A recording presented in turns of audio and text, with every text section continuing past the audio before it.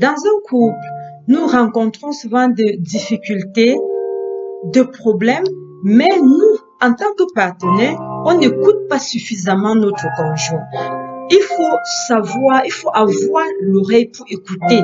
C'est-à-dire que le plus souvent, quand notre partenaire vient nous poser ses difficultés, ses problèmes, ce n'est pas qu'il a besoin d'une solution venant de nous, non.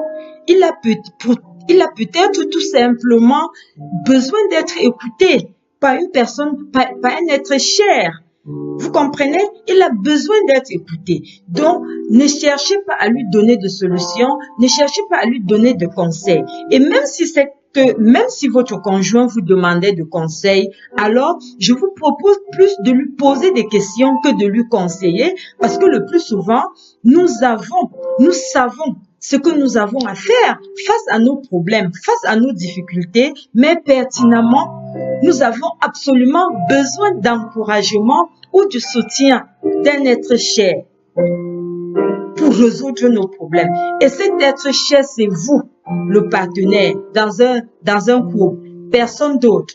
Donc, on veut être un bon conseiller, on veut être bon parleur, mais c'est pas ça. La clé de la communication dans un couple, c'est l'écoute. Il faut écouter, plus écouter que parler. Et si tu as des choses à dire, pose-lui des questions. Dans tes questions, il pourra trouver la réponse à ses problèmes. Et c'est ça la base de communication dans un couple.